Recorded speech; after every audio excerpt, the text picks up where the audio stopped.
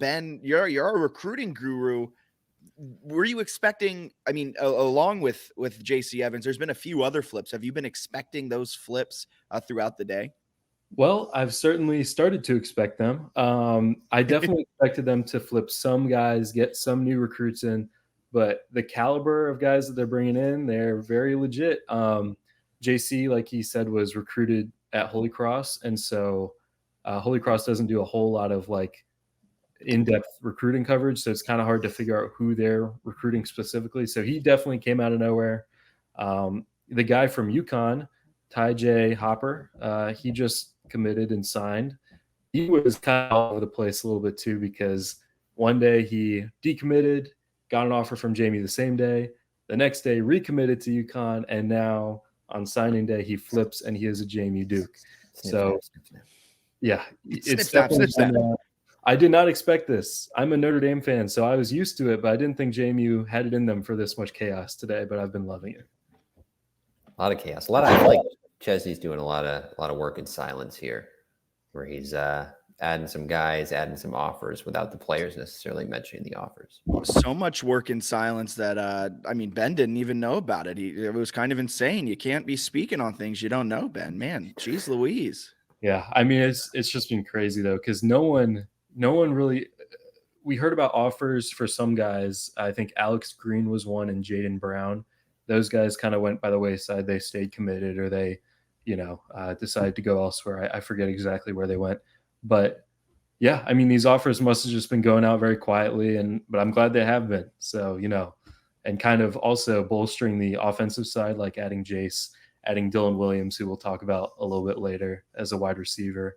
Obviously, this is a very strong defensive class, so it's kind of good to be able to recoup some of the losses on the offensive side. Yeah, for sure. And it's been a class, a lot of defensive guys coming through, a lot of trench play on the offensive side. Who stands out from this class that you're most excited to see come, whether it's 2024, 2025, 2026, whatever it may be? Well, my guy, as you guys know, is Chase Regan. I love Chase's play. Just the fact that he is such a speedster kind of guy, 4.2, very much excites me.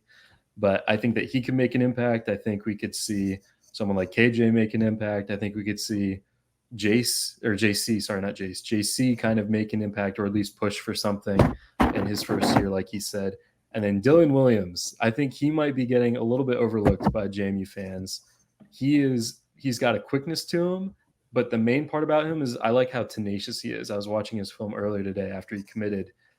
There were like 4 or 5 different clips in a small huddle highlight tape where he just went up, mossed somebody, high pointed the ball, just beautiful play, toe tap catches. I mean, I think he's got kind of an it factor.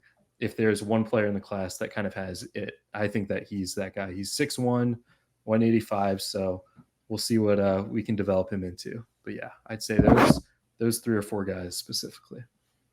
That's awesome. Question for you. They've obviously got a different group than they had previously, with a handful of guys going to Indiana. Is it just a different class? Do you think it's an equal class? Is it a little worse, but some good players? Like, how do you assess sort of they flipped some guys, they kept some guys, they lost some guys? How different is it than 2 weeks ago in your eyes? Yeah, well, you know what? We lost a very significant amount of players, and that was kind of what I was worried about. And I was more worried that we would lose this amount of players, but we wouldn't be able to flip or get enough quality players in this short amount of time. But thinking back on it now, it's kind of apparent to me that this might be kind of something to do with the portal, in that there's so many moving parts that kind of spots open up. People, it's really like down to the wire, even more so than in previous years. But yeah, I think that this class, because signing day is today, but Friday is the cutoff where recruits can sign in the early signing period. So I think there is a chance to get up there to where it was in terms of rankings, in terms of ratings, which, it means something, but it doesn't at the same time. So I just like the guys that we have. I think that we're going to get a few more, and we'll see how they can play on Saturdays at Bridgeforth. Yeah, I think fair and not alarmist to say they did lose some very good players to Indiana. So I think that's worth noting. Still a good class. You mentioned the portal. They've added Jacob Dobbs as probably the most notable addition. Yes, from Holy sir. Cross. Yep, Holy Cross linebacker. We don't know if he's a Seahawks fan, but has spoken to Jack previously. So I didn't ask. I didn't ask if he had said he modeled his game after Lofa Tatupu. he's from Michigan though, so we got a Macomb, chance. Michigan. Right, we got a chance. He's a Lions fan. You got a chance. He's a Lions fan. We can ask him. I'm just gonna reach out and be like, "You're a Lions fan?" But Ben, if you could kind of give an overall rating to this class, it doesn't have to necessarily be a letter grade. It doesn't necessarily have to be a quote unquote true, like out of 10. It could just be a simple pass fail here. How would you, I mean, if it was a I'm not pass, going to give him a fail. We got some dogs. Guys. That would be awesome. No, I give this a fail. How would you overall rate this class? Because I think are kind of similar to that of the Bob Chesney era, which has been everything's moving so slow. Just kidding. Everything's moving just at the right speed. This is amazing. Yeah. And like I said, I definitely wasn't expecting this amount of movement, but in terms of I'd give it a letter grade. I think that now, obviously, we're speaking from a JMU perspective. We're not going to get the 5 stars. We're not going to get the 4 stars yet.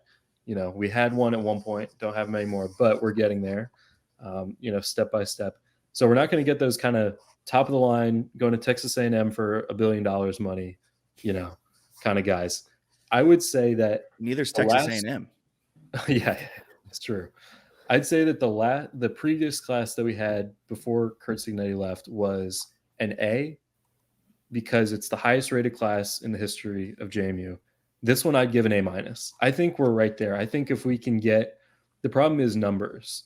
And I know that numbers, usually you want quality over quantity, but just the fact that we lost so many people, I would just like for them to get maybe 3 or 4 more people on the offensive side. Hopefully maybe a running back or 2. That would be really helpful if they're not planning on getting that in the portal. But I'd give it an A-. I think that it's almost there. I think it's very close. I don't know if it'll hit the rankings mark, but I'm not super concerned about that as long as we have players that, the coaches think can play.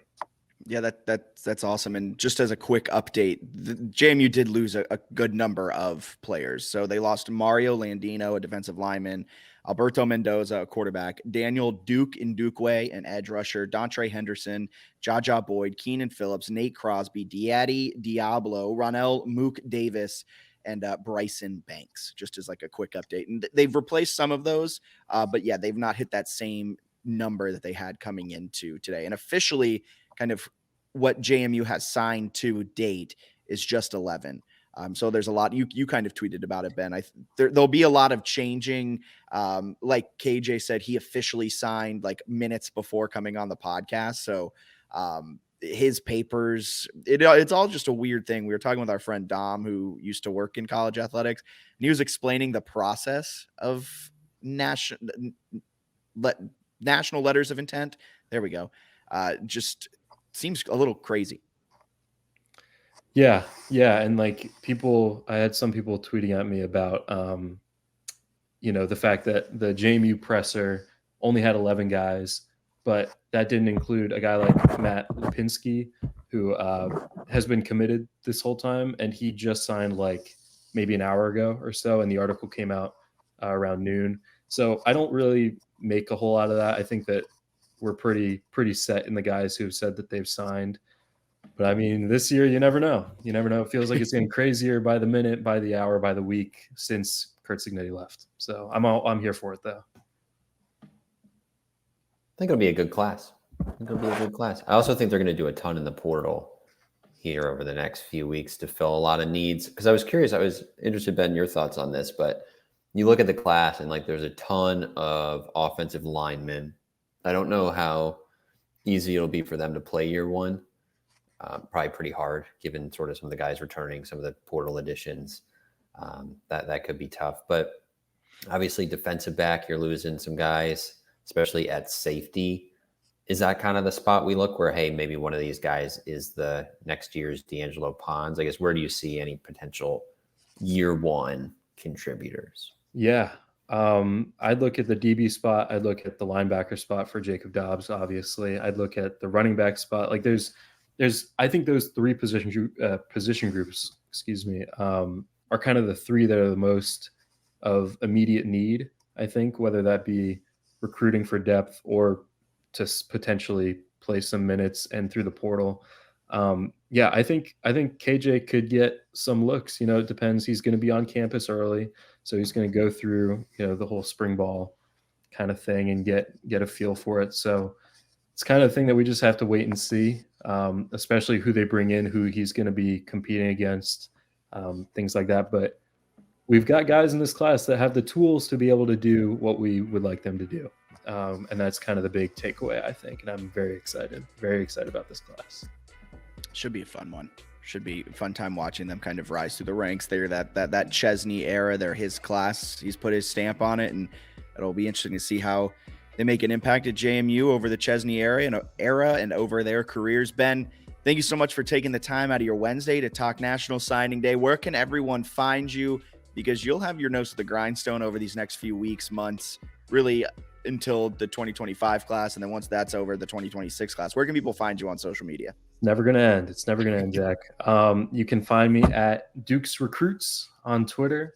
That's pretty much the only place where I do JMU kind of related stuff. Eventually, we're going to get some video interviews, I think, hopefully, the next few days with a couple more recruits that you can stay tuned for. But yeah, follow me on Twitter. I will be tweeting and on my phone all day, every day. Love it. Love it. So will we. It's a problem. It's an addiction. Thank you, Ben. Absolutely.